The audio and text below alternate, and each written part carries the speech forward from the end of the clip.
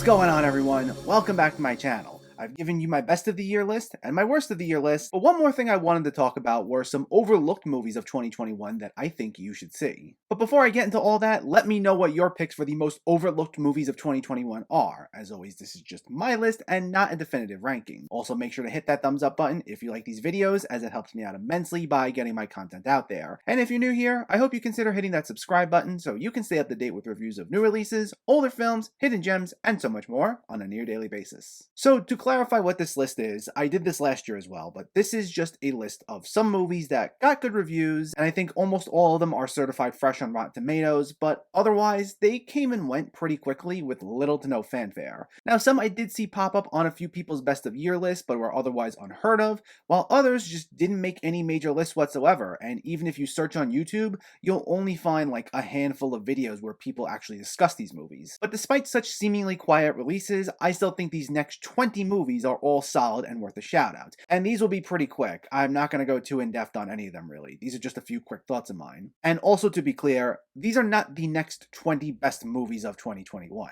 I did for my best of the year list a top 25 as well as 5 honorable mentions, but these are not numbers 31 through 50. These are all going to be listed in alphabetical order, and while some of these did just miss the cut for my best of year list, if I had to rank all these, they'd be on wildly different spots. But they all share one thing in common, and that's I scored all of them either a 7.5 or 8 out of 10. A small amount of them don't have reviews on the channel just yet, as I only saw them during my end of year catch up, and things were a little hectic at the time, but I like to change that, though we'll see. But anyway, let's not waste any more time. In alphabetical order, here are 20 overlooked 2021 movies that you should watch. Benny Loves You, an absolutely bonkers horror comedy that seems like a Child's Play knockoff, but has a chaotic energy all its own. It's incredibly bloody and over the top, though part of what makes it work so well is that the main characters also have very sharp personalities that make you care for them, and as a result, there's a lot more consistency to it than you think, and it's destined to become a cult film. Cliffwalkers, brought to us by Hero and House of Flying Daggers director Zhang Yimou, is a fast-paced, beautifully shot spy thriller. While not the heaviest on its character development, the choreography is stunning, it's visually stylish, and it moves along quite well, despite a rather dense plot full of many moving pieces. Coming Home in the Dark, a gripping, emotional roller coaster that plays nicely into grounded psychological horror. It takes a simplistic premise and manages to turn it into a nail-biter thanks to its top-notch acting and excellent direction from James Ashcroft, with one of the most shocking opening sequences I've seen all year. Cowboys, which takes tropes seen in westerns and plays around with them a bit to touch upon themes about family and acceptance, led by 2 great performances from Steve Zahn and Sasha Knight. It's a film that found a nice balance of being meticulous, but also not too slow, and having something to say despite its restrained feel. It's shot well, powerfully acted, and it's another reason why it was a pretty good year for westerns. The Delivered, which at first seems like it'll just be a dry period drama before heading into thriller territory. It's a pretty gripping film that gets considerably more tense as it goes on, which was pleasantly surprising for me, as I'm not normally into period dramas, but it has the nice mix of subtle social commentary with an effective cat and mouse type thriller, and it made for a pretty enjoyable experience.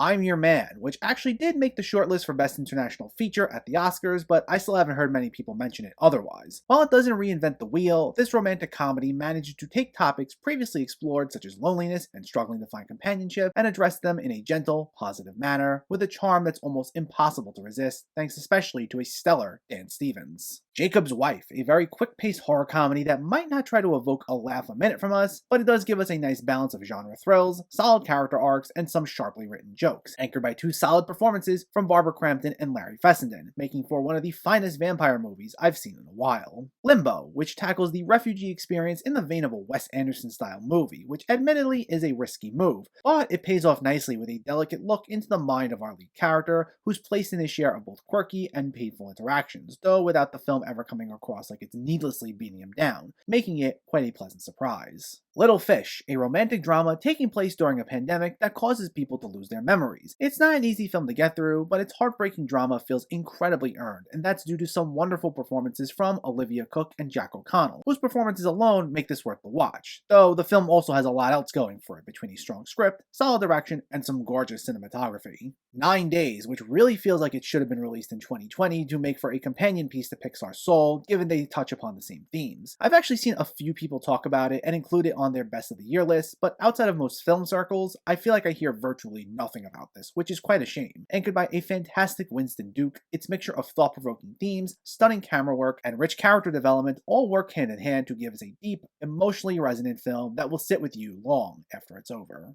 The Nowhere Inn, which is one part psychological horror, one part dark comedy, and one part mockumentary from the minds of musicians St. Vincent and Carrie Brownstein, who play fictional versions of themselves. It has a very meta vibe that can be often surreal in the vein of a David Lynch movie, where it plays tricks on you as far as what's real and what's fake, usually for comedic effect, but also in an extremely trippy way. It's a niche film that relies a bit on your appreciation of both musicians going into it, but its gonzo sensibilities make it nothing short of fascinating. The Outside Story, a very small-scale, unambitious but effective enough dramedy led by the always charismatic Brian Tyree Henry. While it's mainly just him awkwardly bumbling his way through his quirky neighborhood, it also has a cheery attitude that looks to put a smile on your face, and I'd say it definitely succeeds there with its sweet, almost laid-back feel, offering simple but effective life lessons with a few laughs along the way. Raging Fire, a solid, blood-soaked action thriller led by an always reliable Donnie Yen as an officer of the regional crime unit whose past comes back to haunt him. While its characterization is mostly thin, whenever it cranks things up, which is quite often, its martial arts style hand-to-hand combat scenes and its shootouts are an absolute blast to watch, and it makes for a nice swan song for the late director Benny Chan.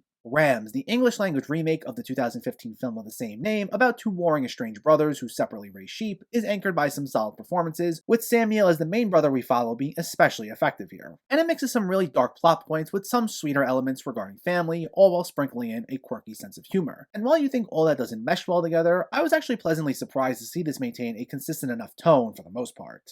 Summertime, brought to us by blind-spotting director Carlos Lopez Estrada, focuses on a hot summer day in Los Angeles. It's a loose plot comprising of 25 spoken-word vignettes by 25 different actors who are all connected in one way or another, all ranging in different tones and styles, covering the many struggles they face. Many of these monologues are exceptionally written, with Estrada's intense direction bringing an extra flair that makes them nothing short of mesmerizing. Test Pattern, a film that operates on a less is more notion, tackling heavy subject matter like sexual assault and racial discrimination, though with a lot of the tension stemming from things that aren't seen or aren't said. And I thought this handled it all incredibly well, giving us a film that's one part character study, one part social commentary, and one part intense thriller, making it absolutely haunting. Together, an absolutely adorable movie that might have a lack of ambition, but that's also its biggest charm, as it's a really nice movie to just sit back, relax, and make you smile for 90 minutes. It's a very funny and sweet film, led by two wonderful performances by Ed Helms and Patty Harrison, that will be just what you need if you're looking to be put in a good mood. The Waterman, David Oyelowo's directorial debut behind the camera, and is his take on films like The Goonies and Stand By Me, mixing fantasy elements with grounded family drama. And it makes for solid entertainment for the whole family, tackling tough subjects through a child's point of view without feeling either too somber or pandering. It definitely keeps things contained to a smaller scale, but it still manages to pack quite a punch.